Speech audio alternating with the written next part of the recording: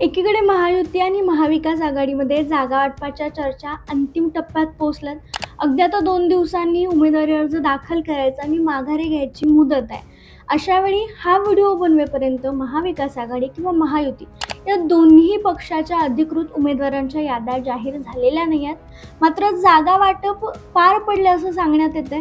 पण असं असताना नाशिक, छत्रपती संभाजीनगर आणि याशिवाय जळगाव ग्रामीण किंवा जळगावचा मधील जो विधान परिषदेचा मतदारसंघ आहे, इथं मात्र भाजपमध्ये, राष्ट्रवादीमध्ये, भाजपमध्ये, शिवसेनेमध्ये कुरबुरी सुरू आहेत. अजून त्याच्यावर दावा सांगितला, अजून ती जागा कोणाला गेली याबद्दल स्पष्टता येत नाही. अशात नुकताच गुलाबराव पाटलांनी एक विधान केलं, ज्यामुळं आश्चर्य व्यक्त केलं जातंय. आणि दुसरीकडं जळगावचा जो मतदारसंघ आहे तो भाजपला सुटल्याचंही सांगण्यात येते. शिवाय ठाकरे गट इथून आपला उमेदवार देणार आहे. मग जर ही जागा आपल्या मुलाला मिळाली नाही तर गुलाबराव पाटील काय करू शकतात? ठाकरे सेनेची इथं मदत लागू शकते का? कसं असू शकतं इथलं गणित? चला या व्हिडिओच्या माध्यमातून जाणून घेऊयात. नमस्कार, मी संजना, महाराष्ट्र अपडेटमध्ये आपलं स्वागत. सगळीकडे महायुतीचं जागा वाटप झालेलं आहे. महायुती ज्या 16 ते 17 जागा आहेत यामध्ये 11 ते 12 जागा भाजप, 2 जागा राष्ट्रवादी आणि 3 जागा शिवसेना किंवा 3 जागा राष्ट्रवादी, 2 जागा शिवसेना असं झालेलं आहे. असं सांगण्यात येत असताना गुलाबराव पाटील म्हणतायत की महायुतीमध्ये अद्याप जागा वाटपाबाबत कोणताही निर्णय झालेला नाही.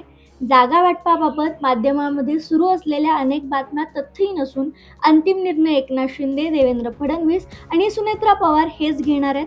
लोकांकडून जाणीवपूर्वक गोंधळ निर्माण केला जात आहे. आता बघा, मी मगाशी उल्लेख केला त्याप्रमाणे भाजप 12, शिवसेना 3, राष्ट्रवादी काँग्रेस 2 अशा जागा लढवेल अशी घोषणा किंवा अशा गोष्टी सुरू असताना गुलाबराव पाटलांनी जी प्रतिक्रिया दिली आहे त्यामुळं सगळ्यांनीच आश्चर्य व्यक्त केले. सध्या या सगळ्या घडामोडीनंतर एकनाथ शिंदेच्या शिवसेनेने बैठक बोलवली आहे. या बैठकीसाठी गुलाबराव पाटलांना देखील आमंत्रण देण्यात आले. तर या बैठकीत काय निर्णय होईल हे पाहणं महत्त्वाचं आहे. असं असताना आता एक महत्त्वाची अपडेट येते की जळगावचा जो स्थानिक मतदारसंघ आहे विधान परिषदेचा, ती जागा भाजपलाच सुटली आहे.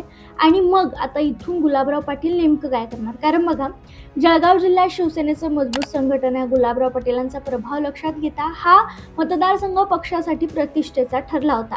मात्र आता ही जागा भाजपकडे गेल्याचं समजते. गुलाबराव पाटलांनी आपले पुत्र प्रतापराव पाटील यांना ही जागा मिळावी यासाठी खूप प्रयत्न केले.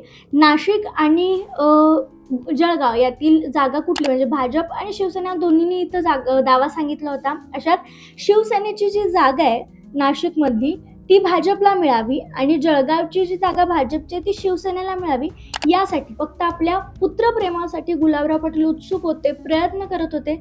मात्र त्यांचे ते प्रयत्न सफल ठरलेले नाही आहेत असं दिसून येतंय आणि भाजपला हा मतदारसंघ सुटल्याचं मोठ्या प्रमाणात सांगितलं जातंय.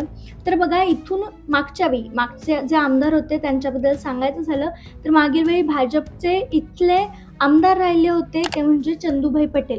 आणि आता इथून म्हणजे या मतदारसंघातून हा जो मतदारसंघ आहे भाजपला सुटलाय, तिथून उल्हास पाटील, माजी खासदार उल्हास पाटील यांच्याकडनं केतके पाटील यांना भाजपकडून उमेदवारी दिली जाऊ शकते असं सांगण्यात येते. दुसऱ्या बाजूला हा जो मतदारसंघ आहे महाविकास आघाडीत ठाकरे गटाला सुटलेला आहे आणि ठाकरे गटातून शरद तायडे यांना उमेदवारी जाहीर करण्यात आली आहे. त्यामुळे भाजप विरुद्ध ठाकरे असा इथं लढत होऊ शकते. पण आता मी उल्लेख केला त्याप्रमाणे 1 जून रोजी उमेदवारी अर्ज माघारी घेण्याची आणि दाखल करण्याची उमेदवारी अर्ज दाखल करण्याची तारीख आहे. अशात जळगावमधून भाजपनं केतकी पाटील यांनी उमेदवारी अर्ज घेतल्याचं समजतंय. दुसरीकडं प्रतापराव पाटील यांनी देखील अर्ज घेतल्याचं समजते. पण पक्षाकडून अधिकृत संदेश किंवा आदेश आल्याशिवाय हे फॉर्म भरू शकत नाहीत. मग आता हा फॉर्म नेमका कसा भरला जाईल, कुठल्या पक्षाकडून भरला जाईल हे पाहणं महत्त्वाचं आहे. अशात गुलाबराव पाटीलांचे पुत्र प्रतापराव पाटील यांना उमेदवारी मिळाली नाही तर म्हणजे खरं तर भाजपला हा मतदारसंघ सुटल्यामुळे केतकी पाटील यांनाच उमेदवारी मिळणार हे स्पष्ट आहे. पण मग सुटला नाही खरंच तर मग यावेळी गुलाबराव पाटील हे काय करू शकतात, काय होऊ शकतं शेवटच्या क्षणी? कारण ठाकरे गटातून इथं उमेदवार ठाकरे गटानं उतरवलाय.